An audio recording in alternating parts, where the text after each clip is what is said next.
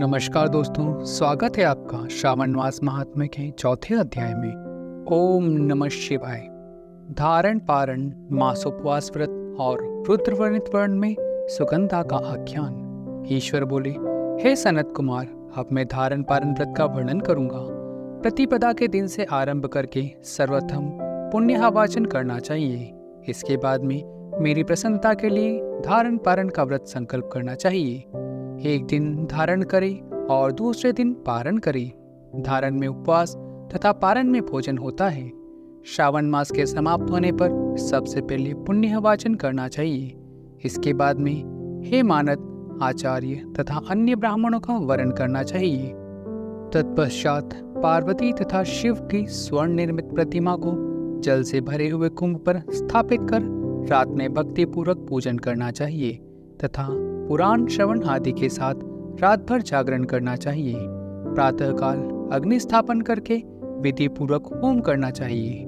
त्रयंबक इस मंत्र से तिल मिश्रित भात की आहुति डालनी चाहिए। उसी प्रकार शिव गायत्री मंत्र से घी मिश्रित भात की आहुति डालें और पुनः षणक्षर मंत्र से खीर की आहुति प्रदान करें। तदंतर पूर्णाहुति देकर होम शेष का समापन करना चाहिए।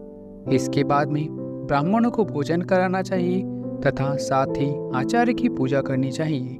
हे महाभाग, इस प्रकार से उद्यापन संपन्न करके मनुष्य ब्रह्म हत्या आदि पातकों से मुक्त हो जाता है। इसमें कोई संदेह नहीं है। अतएव इस महाव्रत को अवश्य करना चाहिए। हे मुनि, अब श्रावण मास में उपवास की विधि को आदर पूर्वक सुनिए। प्रतिपदा के दिन से प्रातःकाल इस व्रत का संकल्प करें। स्त्री हो या पुरुष, मन तथा इंद्रियों को नियंत्रित करके इस व्रत को करें। अमावस्या तिथि को लोक का कल्याण करने वाले ऋषभ शंकर की अर्चना पूजा षोडश उपचारों से करें। तदंतर अपने सामर्थ्य के अनुसार वस्त्र तथा अलंकार आदि से ब्राह्मणों का पूजन करें, उन्हें भोजन कराएं तथा प्रणाम करके विदा करें। इस प्रकार से किया गया मास उपवास व्रत मेरी प्रसन्नता कराने वाला होता है। हे सनत कुमार, मनुष्य को सभी सिद्धियां प्रदान करने वाले लक्ष्य शांक परामिति रुद्रव्रती व्रत के विधान को सावधान होकर सुनिए। अत्यंत आदर पूर्वक कपास के 11,000 तंतुओं से बत्तियां बनानी चाहिए। वे रुद्रव्रती नाम वाली बत्तियां मुझे प्रसन्न करने वाली हैं। मैं श्रावण मास में भक्ति पूर्वक दीवान के देव गौरीपति महादेव का इन 1,00,000 सांख्य वाली बत्तियों से निरंजन करूंगा। इस प्रकार श्रावण मास के प्रथम दिन विधि पूर्वक संकल्प करके महीने भर प्रतिदिन शिव जी का पूजन कर 1,000 बत्तियों से निरंजन करें और अंतिम दिन 71,000 बत्तियों से निरंजन करें, अथवा प्रतिदिन 3,000 बत्तियां आदर पूर्वक अर्पण करें और अंतिम दिन 13,000 बत्तियां समर्पित करके अथवा एक ही दिन सभी 1,00,000 बत्तियों को मेरे समक्ष जलाएं। प्रचुर मात्रा में घी में भिगोए जो बत्तियां होती हैं वे मुझे प्रिय हैं। तत्पश्चात मुझे विश्वेश्वर का पूजन करके कथा श्रवण करें। सनत कुमार बोले, हे देव देव, हे जगन्नाथ, हे जगत नंदन कारक, कृपा करके आप मुझे इस व्रत का प्रभाव बताएं। हे प्रभु, इस व्रत को सर्वप्रथम किसने किया तथा इसके उद्यापन की क्या विधि है? ईश्वर बोले, हे ब्रह्मापुत्र, व्रतों में उत्तम इस रुद्रव्रती व्रत के विषय में सावधान होकर सुनिए। यह व्रत महापुण्यप्रद, सभी उपद्रवों का नाश करने वाला, प्रीति तथा सौभाग्य देने वाला, पुत्र पौत्र समृद्धि प्रदान करने वाला, व्रत करने वाले के प्रति शंकर जी की प्रीति उत्पन्न करने वाला तथा परम शिव पद लोक को देने वाला है। तीनों लोकों में इस रुद्रव्रती व्रत के समान कोई उत्तम व्रत नहीं है। इस संबंध में एक कथा का श्रवण करें। क्षिप्रा नदी के तट पर उज्जैनी नामक एक सुंदर नगरी थी। उस नगरी में सुगंधा नामक एक परम सुंदरी वीरांगना थी। उसने अपने साथ संसर्ग के लिए अत्यंत दुस्सह शुल्क निश्चित किया था। 100 स्वर्ण मुद्राएं देकर संसर्ग करने की शर्त रखी थी। उस सुगंधा ने युवकों तथा ब्राह्मणों को भ्रष्ट कर दिया था। उसने राजाओं तथा राजकुमारों को नग्न करके उनके आभूषण आदि लेकर उनका बहुत तिरस्कार किया था। इस प्रकार सुगंधा ने बहुत लोगों को लूट लिया था। उसके शरीर की सुगंध से कोसों भर का स्थान सुगंधित रहता था। वह पृथ्वी तल पर रूप लावण्य और कांति की मानो निवास स्थली थी। वह 6 रागों और 36 रागनियों के गायन से तथा अन्य बहुत भेदों की जानने वाली थी। वह नित्य में रंभा आदि देवांगनाओं को भी तिरस्कृत कर देती थी। अपने एक एक पग पर अपनी गति से हथनियों तथा हंसों का उपहास करती थी। किसी दिन वह सुगंधा कटाक्षों तथा बोहो चालान के द्वारा कामवान छोड़ती हुई क्रीड़ा करने के विचार से शिप्रा नदी के तट पर गई। उसने ऋषियों के द्वारा सेवित मरणम नदी को देखा।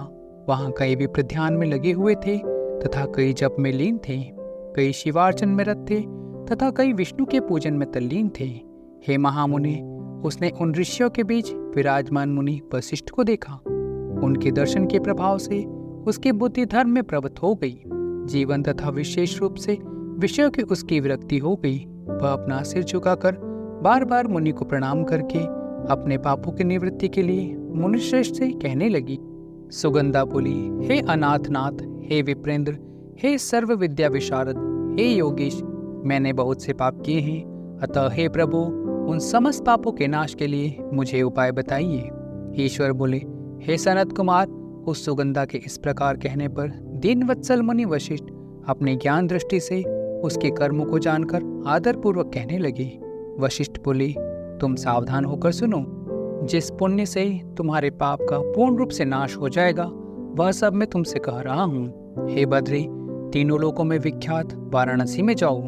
वहां जाकर तीनों लोकों में दुर्लभ महान पुण्य देने वाले तथा शिव के अत्यंत प्रीतिकर रुद्रव्रती नामक व्रत को उस क्षेत्र में करो। हे बद्री, इस व्रत को करके तुम परम गति को प्राप्त करोगी।